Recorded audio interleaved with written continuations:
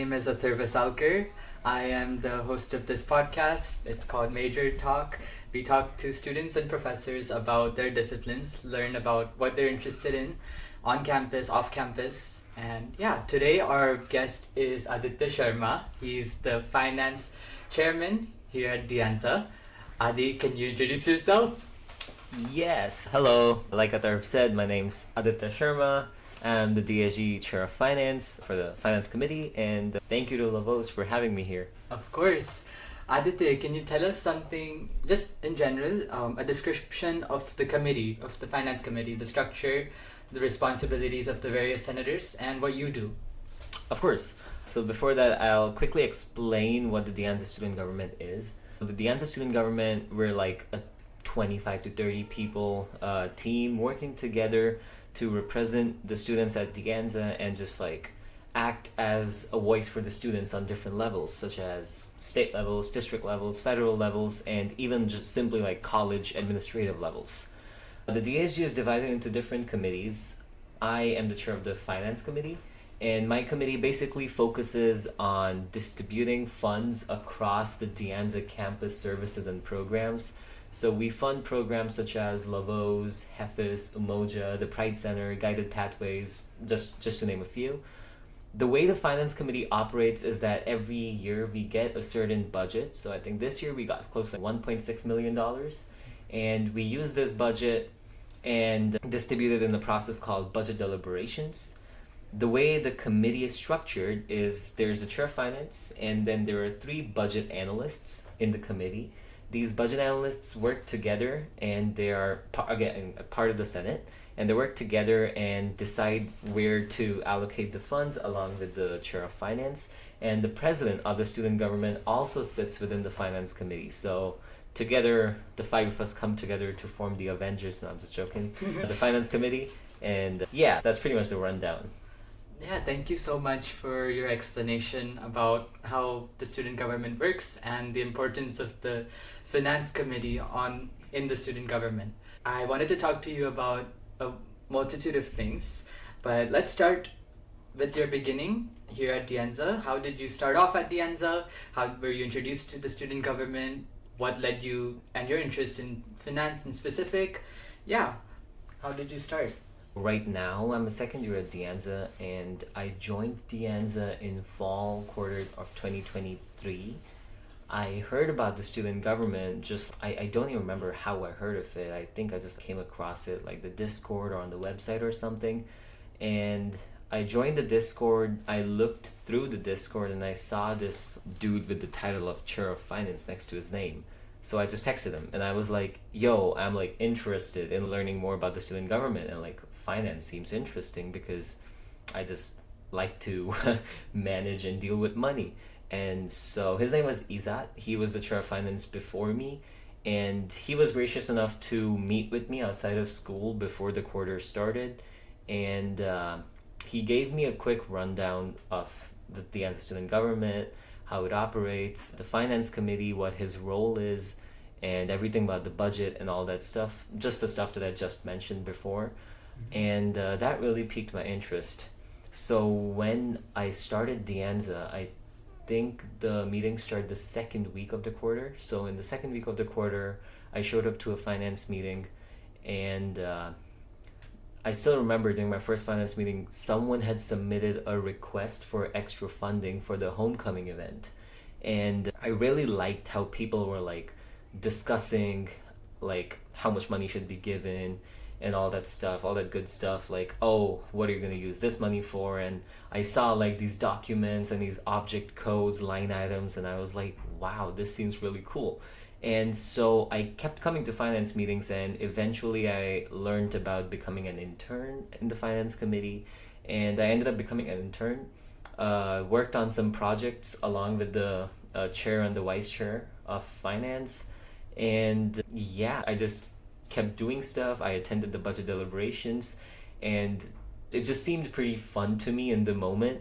Sometimes you just find a community that you're like, okay, I think I would like willingly and voluntarily just dedicate time towards this, even though I don't get anything in return, simply because it just seems cool to you. And that was something somewhat what I did with the finance committee. And then I heard about the general elections, and I think by that time I was pretty sure that I wanted to go for chair of finance. There was like barely any doubt in my mind. I was like, okay, I thought that I had the skill set that the chair of finance needs, like the delegation, the organizing skills, and everything, just the knowledge of the budget. And that's why I was like, okay, I'm gonna run for this position. And yeah, so I applied and went through the election process, which was a whole nother deal. Could you tell me some very nice moments you had with them? Yeah, you mean from the previous finance committee? Of course, Yeah. So before you were chairman. yeah, it was. I was friends with the previous chair, the vice chair, and the other three budget analysts that they had. Isat was the chair, Nico was the vice chair, and then there was Kate, Benjamin, and Aaron. They were the three budget analysts. Shout out to you guys. Yeah, they were super helpful to my journey in finance. Learned quite a bit, and I'll always be super thankful to like all of them. They were super cool. I also made a bunch of friends with the interns. Luca, who is the current DSG president, he joined as a finance intern. Iris, who's the student trustee, she accompanied me to my first finance meeting. And yeah, These are all familiar names to the people who are in the student government right now. Some of the people, the president, the vice president currently, me, Iris, the trustee, we were all finance interns at one point. So we all knew each other from there. And my current senators, who are Yan Ming, Van, and previously Zach, all three of them were also interns in the finance committee, and I developed close working relations with them over there. And I was super impressed with like how hard everyone was willing to work, even as an intern. So I will definitely say that the quality of interns that we had in the previous finance committee and this current finance committee, like the senators that I have, I'm really proud of them and the work that they've accomplished. I'm glad to hear that. That's amazing. It seems so when you were intern, you had good times with all of these people who later also ran alongside you for the different positions. Yes. So currently now, the chair of administration is Aura, Aura, and the president is Luca. I was really interested in also asking you about, after you became chairman, the sort of challenges that you had initially, because I believe there is a training period that happens in spring break. And how was that experience for you? That training was really good, I would say, especially for bringing the Senate together in terms of bonding, because once everyone was like elected, no one really knew each other that well unless you had been an intern in the Senate for a long time. This training we received was like towards the end of the spring quarter, and you got to meet your fellow senators. And I think that was the best part about it. Like, we also talked about making motions and stuff like that, which is still important. But the most important part to me was just like simply getting to know everyone in the Senate, understanding how people think, and yeah, just like meeting people. Yeah, no, that period must have helped a lot in understanding how the Senate functions. Yes. So then finally your term must have started, and you would have been actually given a lot of the tasks budget. So how was that for you? I guess you'd learned a lot of it as your time as intern, but then suddenly having a lot of management put on you, how did you deal with that? Were you able to catch up quickly? Were your senators helpful? I just want to hear like how the process was for you adapting. That's a great question. Before I get into that, I also do want to mention that after the spring training, we also got a certain fall training. And the fall training was much more intensive, where we learned the nitty-gritty stuff like the Brown Act, Robert's Rules of Order, parliamentary procedure, and all that documentation-related stuff. And that was pretty eye-opening. That was super helpful. That was one of the more helpful trainings, if I'm being honest, because we got to know how to do things the legal way. And that's how we've been doing them till now. Once fall training was over and I stepped into my term, my senators were amazing. Like, all of them, Van, Yen Ming, and Zach, and Luca, who also sits as a budget analyst in the finance committee. All four of them, amazing people to work with. Super proud of my budget analysts. They all knew what to do. I think the biggest challenge that I faced was like you mentioned, like what tasks were thrown at me and like what stuff what I was expected to do. I think if there was stuff thrown at me and I was expected to do stuff, it would be much easier, because I think one thing that people tend to forget about being the chair or like the leader of a certain group or committee is that you decide the work that your committee is going to do. So as long as you haven't said anything, there's no work that you need to do. Wow. Yes. So that was somewhat intimidating to me at first, because it's just, am I going to do this correctly? Do I know if this is the correct project to work on? Do I know if this is the correct task to work on? And I think that was the biggest challenge that I faced, just like figuring out which direction I want the committee to go. But my senators, super helpful. We used to like talk in the meetings, everyone was active, and we were able to figure out which direction we want to go. And we have accomplished a bunch of projects since fall, and I'm super happy and stoked about that. That is amazing. No, that's really insightful to hear, like how it feels like to be chair. It's just not the title of it. There's so much responsibility that comes in it. Yeah.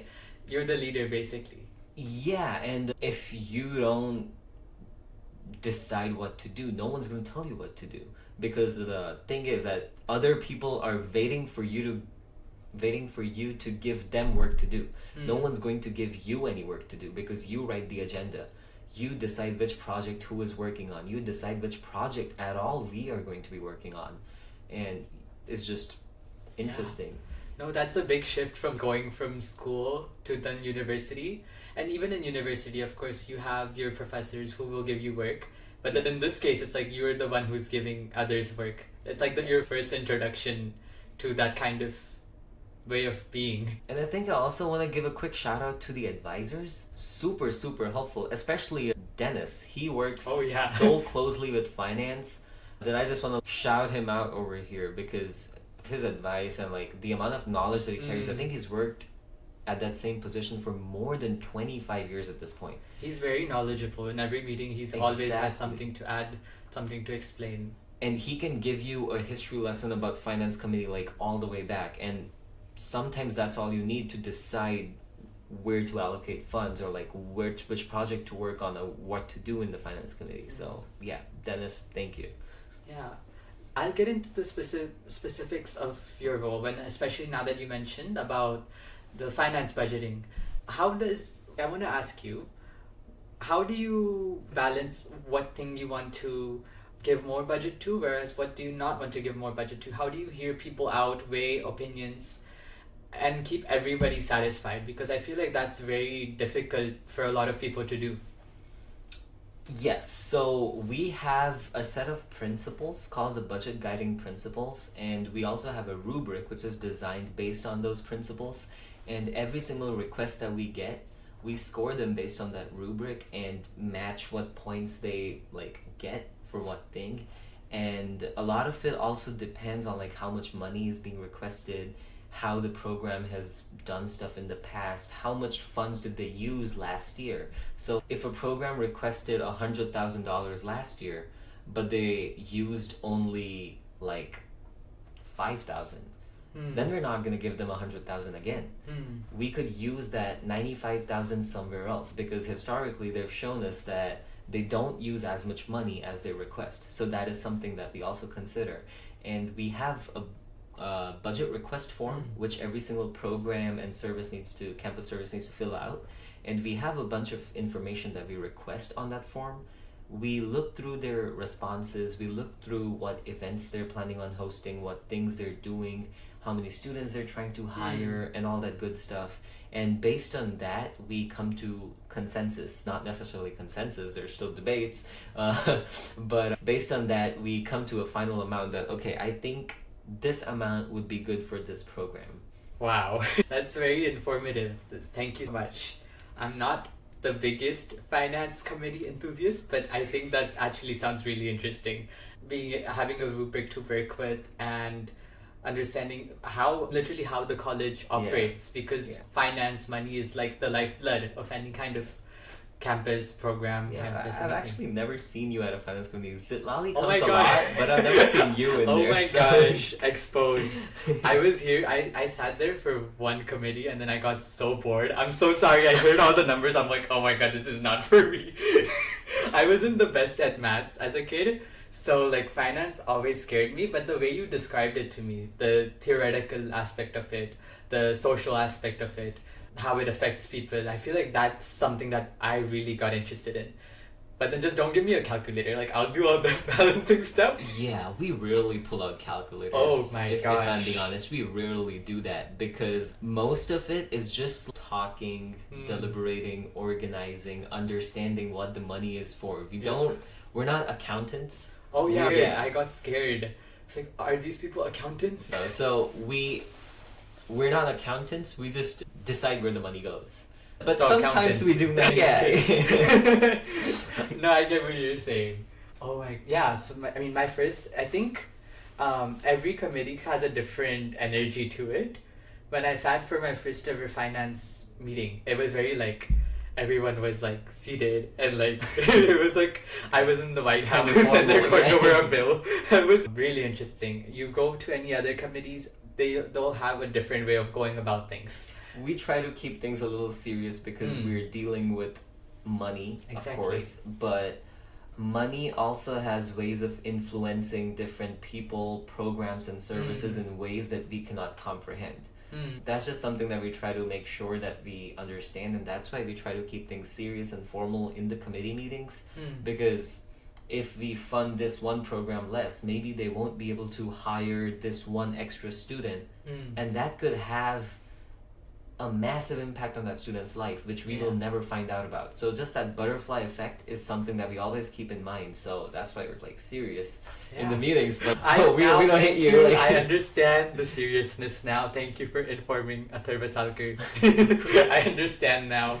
Yep. No, but honest, I love the work that you guys do. Not just you, the senators under you. You guys manage each meeting with a lot of professionalness. Thank you. And Dennis is there, of course. He was also. we love Dennis. Yeah, he's amazing. And yeah, so many things. I'm glad that we talked about what you actually do in these meetings, because I think if someone who isn't really informed about finance meetings, this is like a view in. What would you like more to add about the meetings that perhaps we didn't cover right now? Fun.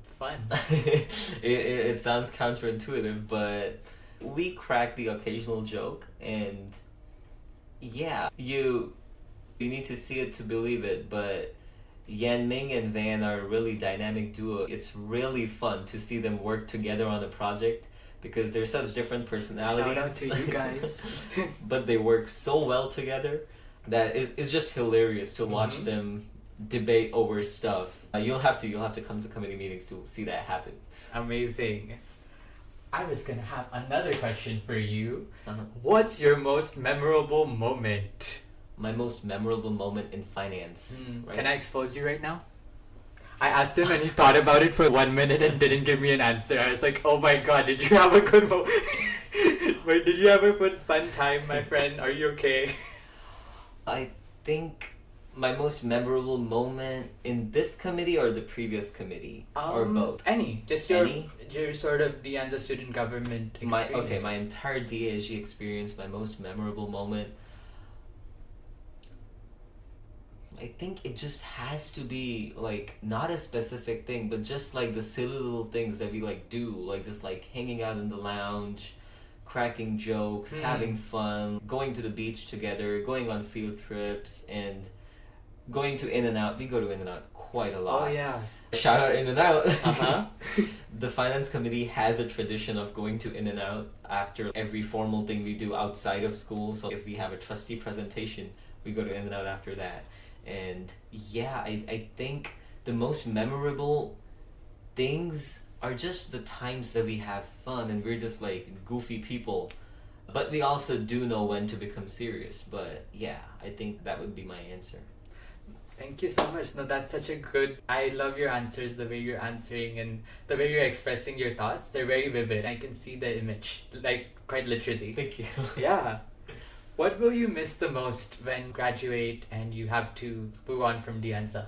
only halfway into my term, so I'm sure there are more things There is to come time, by. of course. I hope there's more things to miss in the future, but as of now, what I'm going to miss the most is, I don't know. It's just that you're always occupied with something. You're always occupied with Senate work. You're always occupied with finance work, and you go into meetings and you talk about stuff. You express your opinion. People listen to you.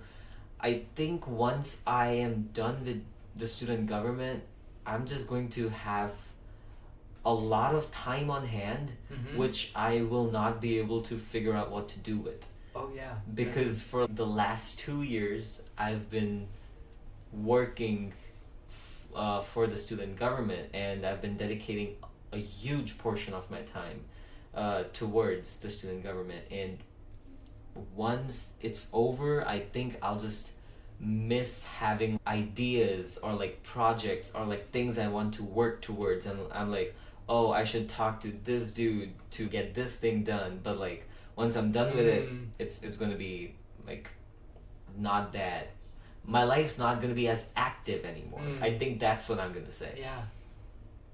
Yep, definitely. Come on. You are managing so many things at the position that you're managing, like when it comes to funds, when it comes You're to people. glazing me at this point. Okay, I am. He's not all that, guys. No, I'm really not all that, really. I'm not all that, dude. Oh my gosh. We'll finish this podcast up, but there's one last question that I wanted to ask you, is that this is concerning the elections that are coming up. I wanted to, most importantly, let voters know and the candidates know who are going to be trying for these elections, what is like important values to have, one, when it comes to voting, when it comes to candidates running, that they should have. And second is like, yeah, just firstly, that's the big thing, values. At the end of the day, it comes down to values, explain how you go about your work, about your life, anything. What are some tips that you would give to people? So I first want to talk to the voters, and then I want to talk to the candidates. To the voters, I would say, please make an informed decision, because a lot of times someone comes up to you and you're just like, okay, let me just get this over with. Let me just like vote for someone, and then if someone else comes, I'll just be like, oh, I voted for him already. I'm not going to vote for you anymore. But you as a voter can have a massive impact on the direction that the college goes, because the people in the student government work really closely with administration, with the district, with the state, with the federal levels. So please remember that your vote has value and make informed decisions. That's the least you can do. To the candidates, follow the elections code and have integrity. Do not break rules. Do not try to stop someone else's campaigning. Be true to yourself. Be true to others. Remember what you're running for. Remember you're here to serve the students. You're not just here to get a position or get into power or get an extracurricular on your resume or something. You're here to serve the students, and you're here to represent the student body. If you don't think you're the right fit for that, then you should not be running in the elections. That's all I'll say. Thank you so much. What else is there to say? You have summed up everything that anyone would have to hear, both for voters and for candidates. Very good advice. Thank you so much, Aditya Sharma. I'll say the full name, Aditya Sharma G for now. I'm kidding. Aditya Sharma, thank you so much for coming here. Of course. Having a chat with me, being on Major Talk. It's been a really good experience, understanding about the committee that you work in and what you do for the college. Thank you so much. Thank you so much for having me. Of course. Chalo, bye!